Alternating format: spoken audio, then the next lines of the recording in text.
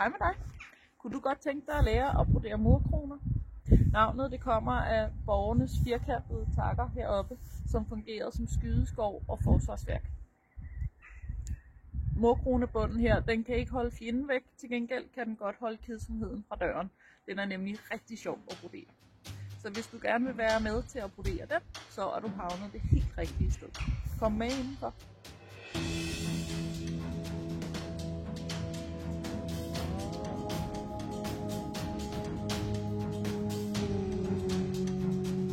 Bundene, som jeg kender dem, hører til i uldbroderiets univers. De er ofte et gittersystem, hvor der ligger andre sting med inde i det her gittersystem. De kan godt stå for sig selv, sådan helt alene som motiv, men som regel så er de beregnet til at være en fladedækkende broderiteknik, der har andet broderi rundt om, så de udfylder ligesom en form, og så ligger der en masse andet motiv og sting udenom, som for eksempel på puderne her, hvor vi har murkronen i midten, og så ligger der en hel masse andre sting rundt om i selve motivet. Hvis du godt kunne tænke dig at brodere solcirklen her, som er på puderne, så kan de købes i min webshop nu, og man kan få både pudeudgaven i sådan en lækker æske, hvor stof og det hele følger med, eller man kan få soloflisudgaven, hvor man får garn og vejledning, og så kan man brodere solcirklen på lige præcis det, man godt kunne tænke sig. Der findes rigtig mange forskellige typer bunde, og murkronen her er bare den første af de videoer, jeg kommer til at vise om bunde. Hvis du ikke kan vente til næste video, så kan du opfinde din helt egen bund, og hvis du har brug for lidt inspiration, så kan vi kigge over til vores naboer i Sverige. I deres Ylle-broderi, der har de også bunde, som de kalder bottensømmer, og de er generelt meget spraglede og meget farveglade. Så hvis du er til den slags, så kan jeg anbefale denne her bog, og der ligger links nede i beskrivelsen, som fører dig dertil, hvor du kan købe den. Lad os komme i gang med at brodere en murkronebund.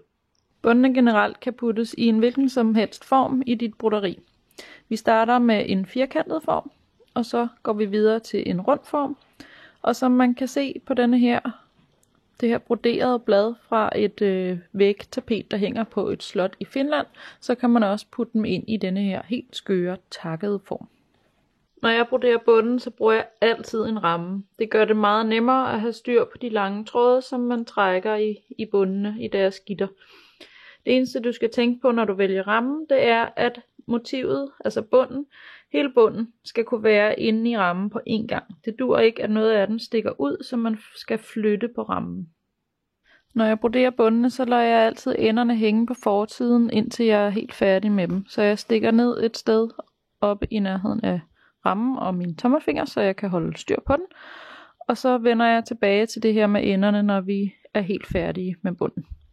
Den bund, jeg laver nu, kommer til at bestå af 3 gitterlag. Og det betyder, at det første lag, vi lægger, der skal vi starte en lille smule for langt nede og en lille smule for langt henne. Det er fordi, de 2 lag, der så kommer ovenover, de kommer til at ligge og fylde ovenover og til højre for, må det blive. Lad os prøve at gå i gang, så giver det nok mening det hele til sidst. Jeg starter herover i nærheden af, hvor min ende hænger, og så stikker jeg op. Og så bruger jeg tråden til som pejlemærke for at finde ud af, hvor jeg gerne vil stikke ned, og det vil jeg gerne herover, så det bliver lige. Og så stikker jeg op igen på den samme side, som jeg stak ned. Og så cirka 1 centimeter, passer meget fint. Og så bruger jeg tråden igen til at hoppe over på den modsatte side. Afstanden mellem dine linjer her, den vil afhænge af, hvor mange tråde du skal have i dit gittersystem, og hvor tykke tråde du har. Fordi jo tykkere de er, og jo flere du har, jo mere plads skal de jo selvfølgelig have til at ligge og fylde.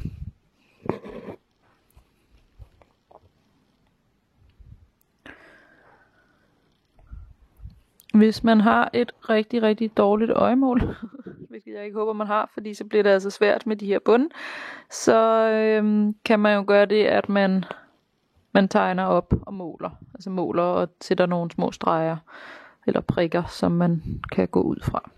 Se, nu kommer det faktisk til at passe meget fint det her. I kan se, at jeg ligger meget tættere ned mod bunden. Jeg skal ikke helt ned til bunden. Der skal ligesom være plads til, at de modsatrettede ben kan være der. Sådan der. Så ud til rammekanten, og så lader vi dem hænge til senere. Mere forklaring følger. Så skal vi videre til det lodrette gitter. Og igen lader vi enden hænge her. Og så skal jeg så have den afstand, der er herfra og hertil. Den skal jeg så også have fra hjørnet og herover. Sådan der. Og så trækker vi så nedad i stedet for. Og hopper over.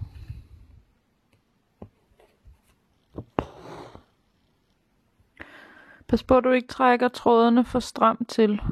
De skal have lov til at ligge og fylde. Selvfølgelig skal de ikke sådan flagre helt vildt, men der skal lige være lidt slip i dem.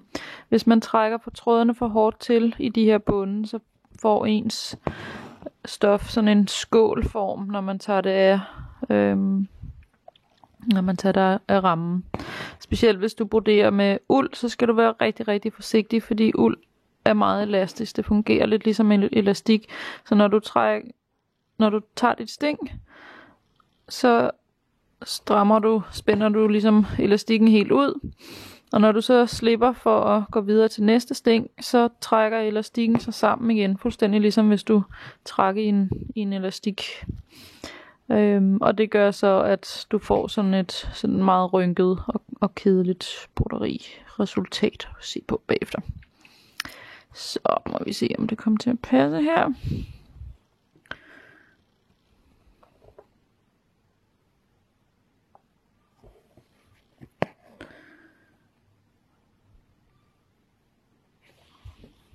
Det er helt galt. Lige før der ikke var nok. Så sniger vi videre til næste lag. Og der starter vi, ligesom vi gjorde før, med det vandrette lag. Det er sådan set lige meget, om man laver det vandrette eller det lodrette først. Bare du gør det samme på de efterfølgende lag, der kommer i dit gittersystem. Stikker jeg op og lige sådan 2 mm fra. Så det lige, tråden skal lige have lov til at kunne ligge og fylde lidt. Og så stikker vi bare ned på den modsatte side. Og nu har vi jo vores gittersystem. Det hvide gittersystem at gå efter, så nu er det jo dejligt nemt.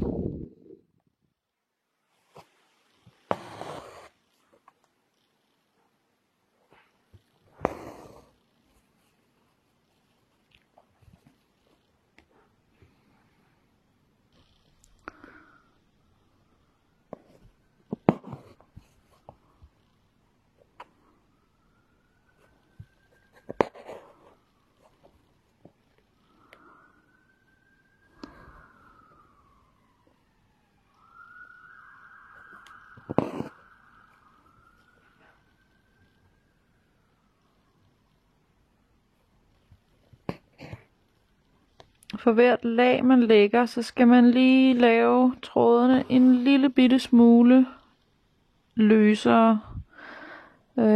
Fordi det sidste lag man lægger, det skal nemlig nedlægges med et lille halvt korsstæng.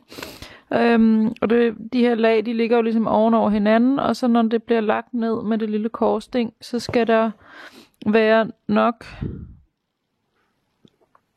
tråd til at der skal ligesom være nok længde til at de kan komme ned imellem hinanden, når vi begynder at nedlægge dem. Så sørg for at der lige er lidt godt slip i det øverste lag, der ligger her. Det her er også en af grundene til at jeg lader enderne hænge, fordi hvis man har fået strammet nogle af sine tråde for meget, så kan man hente lidt ekstra slip ude i enderne. Så er vi nået til det aller sidste lag her. Og nu har jeg valgt at lægge farverne i den rækkefølge, som du kan se her. Og det vil jeg bare lige en lille note, at rækkefølgen, man vælger at lægge sine farver i, den påvirker det endelige resultat ret meget. Så der skal man lige prøve sig lidt frem og se, hvad det virker. Og så kommer det jo selvfølgelig også an på, hvad det er for noget, hvad for en farve stof, man broderer på.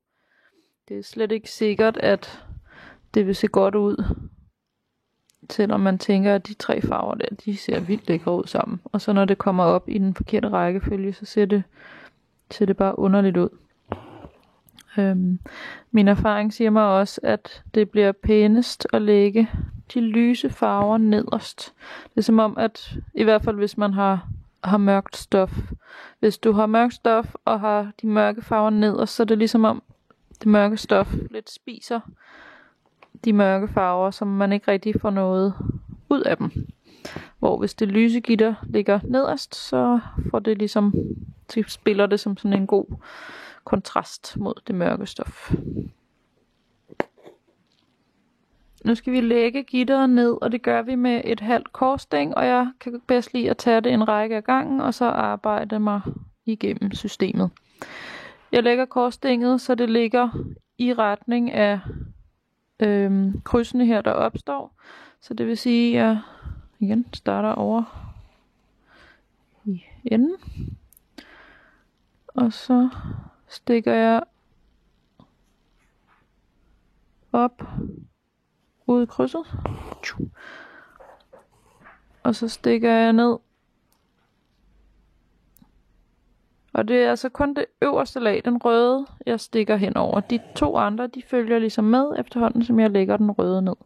Og det er et lille bitte sting, man skal tage, så man skal på en eller anden måde sådan lige komme lidt, synes jeg bliver pænest, komme lidt nedefra og stikke lidt under.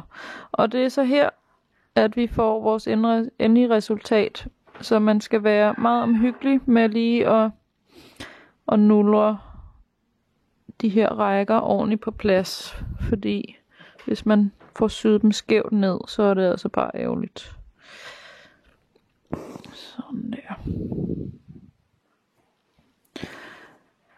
Nu vælger jeg at nedlægge med en hvid tråd, men man kan også tage en helt anden farve i spil, hvis man vil det. Så giver det sådan et helt andet spil til motivet. Jeg kan godt lide, når jeg broderer med uld, at så tage en af trådgitrene og lave dem i silke for eksempel. Det giver sådan en rigtig lækker kontrast. Eller nedlægge, hvis det hele er i uld, så nedlægge trådgitteret med en silketråd, så står det sådan og spiller rigtig lækkert.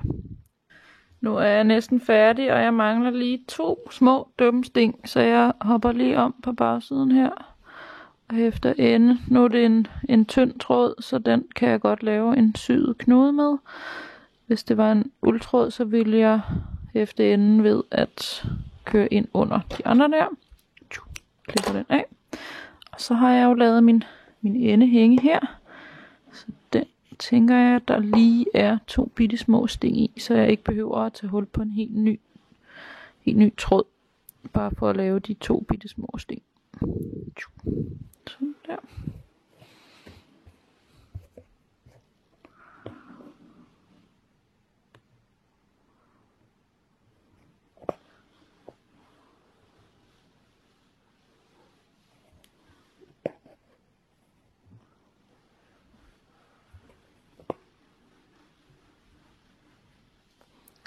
Det var der lige præcis, og nu smuttede den fra mig.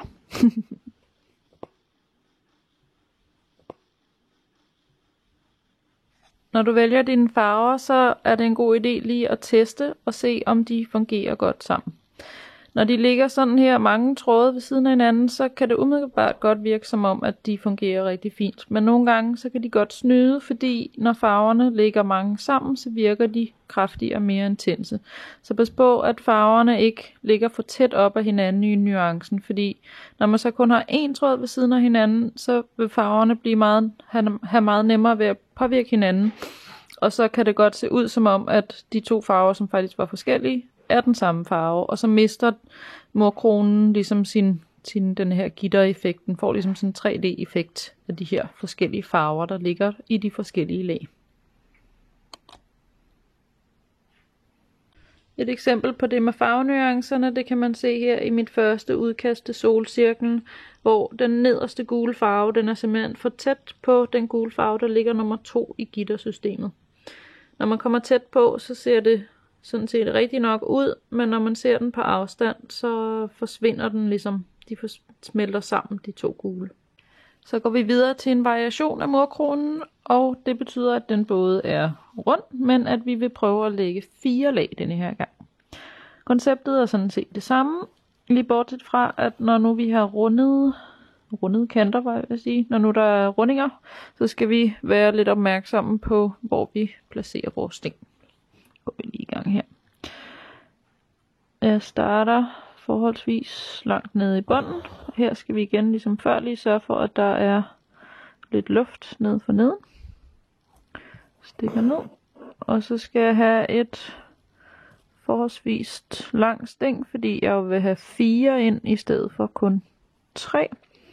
Og så har man en tendens til at sige, når man den der stinglængde, vi plejer at tage, den tager man langs stregen, men så vil stenene komme til at ligge meget tæt sammen. Så det er faktisk herfra og op, vi skal tage vores stinglængde, og så går vi ud på linjen. Så vi skal helt herop. Tror jeg, vi prøver. Så får vi nok en meget fin åben murkrone her. Sådan der, og ned. Og så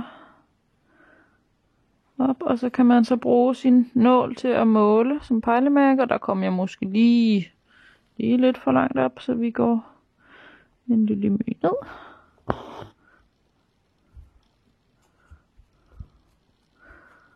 Så for at holde stoffet godt spændt ud i din ramme, det får man ret meget for æren af.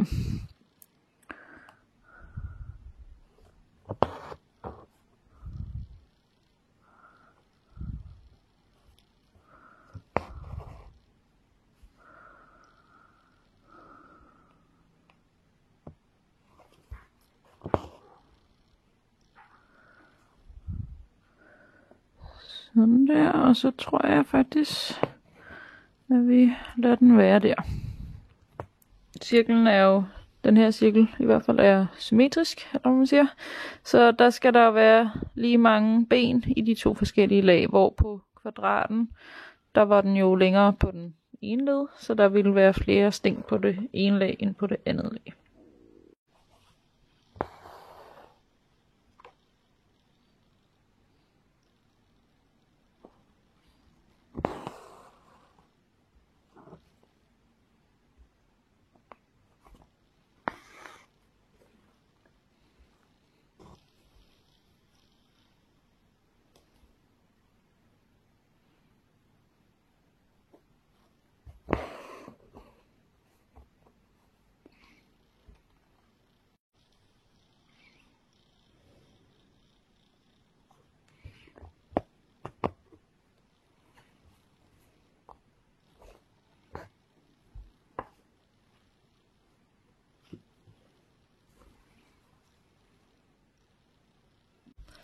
Så skal vi nedlægge den runde murkrone, og hvis du nedlægger med en tynd tråd som ammergarn eller silke eller et eller andet, så kan du bare lave sådan en helt almindelig bussemandsknude, og så går du i gang. Og der er det præcis det samme vi gør, som vi gjorde på den firkantede. Og husk, spænd stoffet godt ud i rammen, vinkelere nettet på plads, så det sidder helt præcis sådan, som du gerne vil have det. Og så går vi bare i gang.